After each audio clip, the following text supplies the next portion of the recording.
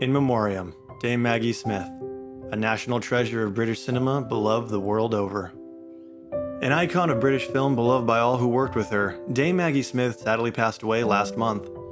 For generations, she was a force to be reckoned with, playing an incredible array of roles over her long career on stage and screen. With 2 Academy Awards, 5 BAFTAs, 4 Emmys, 3 Golden Globes, a Tony, and countless nominations, she was loved by both audiences and critics around the world. For a single evening besmirching that name by behaving like a babbling, bumbling band of baboons.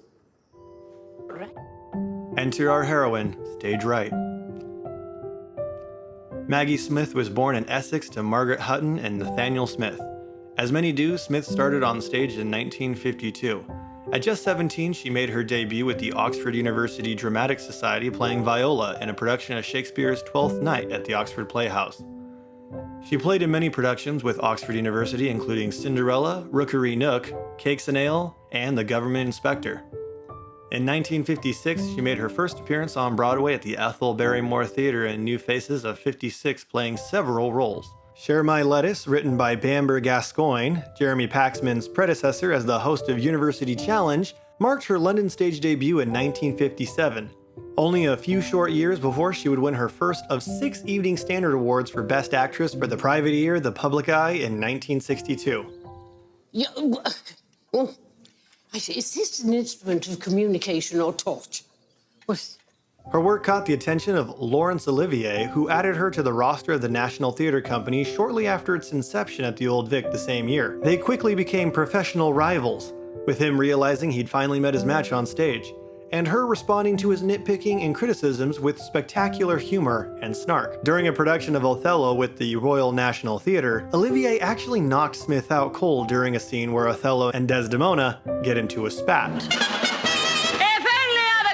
Would do as I do. I believe that we could manage it alone. Up on the silver screen. Alongside her stage acting, Smith started appearing in film and television. Her first role was an uncredited performance in Child in the House in 1956. But her first actual credit in Nowhere to Go, 3 years later, earned her a British Academy Award nomination. In 1963, she appeared in the film The VIPs. Among a star-studded cast included Richard Burton, Elizabeth Taylor, and Orson Welles. A Shakespearean actress through and through, her first Oscar nomination came in the form of one for Best Supporting Actress for her role as Desdemona in the 1965 film adaptation of Othello, alongside Olivier and Michael Gambon, the latter of which would be her co-star again in her most famous role much later in her career. Her other stage and screen outings in the 60s included Go to Blazes, The Pumpkin Eater, Young Cassidy, The Honey Pot, Hot Millions, and a guest starring role in Sir Richard Attenborough's Oh, What a Lovely War. Shall give you a feast, Miss Brodie. I am a teacher. I am a teacher first, last, always. Do you... The prime of Dame Maggie Smith.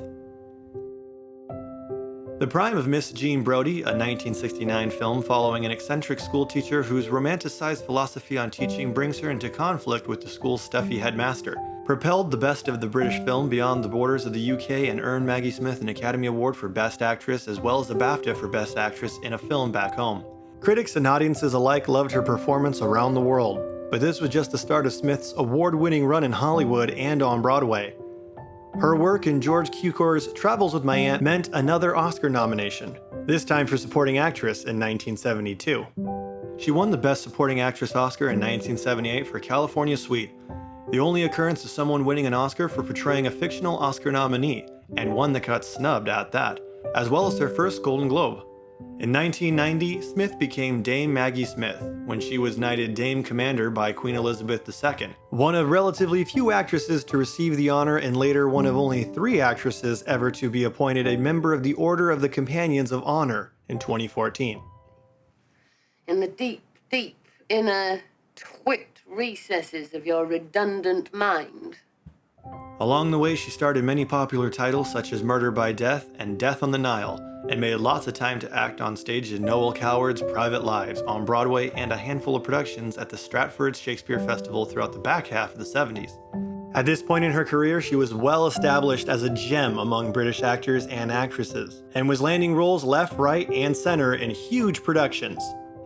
Clash the Titans, Evil Under the Sun, A Room with a View, which was nominated for 8 Academy Awards including one for her, Hook, Sister Act, and Sister Act 2 Back in the Habit are just a few of the many films she took on across genres and locales. I cannot accept merely. I do not do anything merely. Untruth is untruth. It will find. I've always wanted to use that spell. Smith appeared in a few British TV movies over the years, and one of which was an adaptation of Charles Dickens' David Copperfield. Young David was played by a then largely unknown child actor named Daniel Radcliffe, a British kid who was about to take the world by storm. Harry Potter and the Sorcerer's Stone catapulted Radcliffe and his co-stars Emma Watson and Rupert Grint to worldwide stardom as elementary schoolers, but also put Smith as Minerva McGonagall and dozens of other British actors as witches and wizards in the mainstream. Though Smith was already a decorated and venerated actress among critics and her peers, Harry Potter was simply on a different level. She appeared in 7 out of the 8 Harry Potter films from 2001 to 2011, all but Deathly Hallows Part 1. She was truly one of the driest comedic characters in the series, striking fear in the hearts of naughty school children everywhere, but also a heartwarming figure of authority who guided not just the film's titular character, but a generation of kids throughout the struggles of finding one's identity over a decade of films. On top of her Harry Potter fame, Smith starred in Downton Abbey from 2010 to 2015 as the Dowager Countess Violet Crawley, consistently one of the funniest and snarkiest characters of the beloved British historical drama. She won 3 separate Primetime Emmys for actress in a supporting role as Violet, a favorite of fans and of critics. She played tons of different roles while working on Harry Potter and Downton Abbey, including parts in Gosford Park, which came with another Oscar nomination, Romeo and Juliet, The Best Exotic Marigold Hotel, and The Lady in the Van. What are you doing? Looking at my things? Well, I thought you might be ill or dead. Dead? Me? I was concerned. You wouldn't. What is a weekend? Dame Maggie Smith worked until the end. In 2018, she filmed Tea with the Dames, with dames Judi Dench, Eileen Atkins, and Joan Plowright, where they discussed their careers and friendships candidly and with great love. She also appeared in the subsequent films of the Downton Abbey universe, voiced McGonagall in the Harry Potter Hogwarts Mystery video game, and The Miracle Club, her last film credit. Recently, she appeared in Lowe's pre-spring 2024 print campaign, cementing her status as an icon on and off screen. After her son's announcement that she passed away in London on September 27th, countless tributes flooded the airways from her co-stars praising her work on set and friendships in dozens and dozens of people's lives. There is no contesting that she left a lasting impression on worldwide cinema, and that modern film simply wouldn't be the same without her.